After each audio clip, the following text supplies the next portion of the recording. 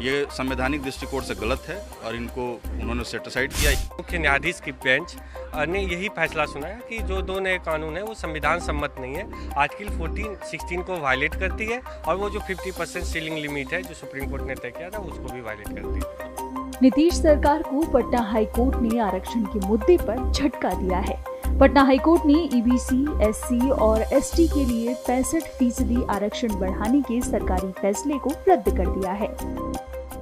राज्य सरकार ने संवैधानिक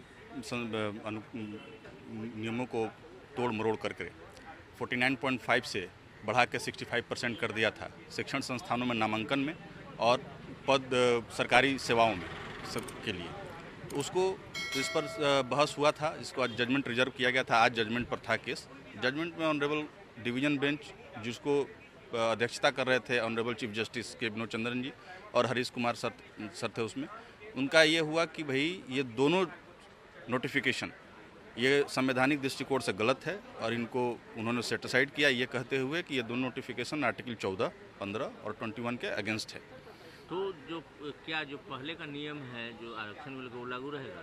जी, पहले का नियम वही रहेगा, बिकॉज 1992 में इंदिरा साहनी के केस में कहा गया था कि भाई आरक्षण 50% से एवं नहीं जाएगा और उसी के आधार पर अब तक वो चला आ रहा था। फिर रिसेंटली 2021 में मराठा आरक्षण के केस में सुप्रीम कोर्ट ने फुल स्टॉप लगा दिया था कि कोई भी राज्य सरकार 50% के ऊपर कोई आरक्षण देगी नहीं। उसके बाद भी कास्ट बेस्ड सर्वे के आधार पर 65% कर दिया गया था बिहार सरकार के द्वारा, जिसको गलत पाते हुए कोर्ट ने इस चीज़ को सेटिसाइड कर दिया। जो राज्य सरकार ने नई 2 कानून लाई थी, शिक्षण संस्थानों और रोजगार संस्थानों में 49.5% जो आरक्षण सीमा थी राज्य में पहले, उसको बढ़ाकर 65% की गई। तो हमने इसको चैलेंज किया था पटना हाई कोर्ट में, ये कहते हुए कि ये संविधान सम्मत नहीं है, आर्टिकल 14-16 को वायलेट करती है। और जो सुप्रीम कोर्ट के संवैधानिक बेंच इंदिरा साहनी के केस में जो 9 जजेज की बेंच ने ये एक फैसला सुनाई थी कि 50% के सीमा निर्धारित जो आरक्षण का है वो कोई भी राज्य सरकार कभी भी वायलेट नहीं कर सकती है। रिसेंटली 2021 में लक्ष्मण राव पाटिल केस में फिर से ये अपील किया गया, फुल स्टॉप किया गया यहाँ तक कि कोई भी राज्य सरकार 50% के सीमा को आरक्षण का नहीं बढ़ा सकती है।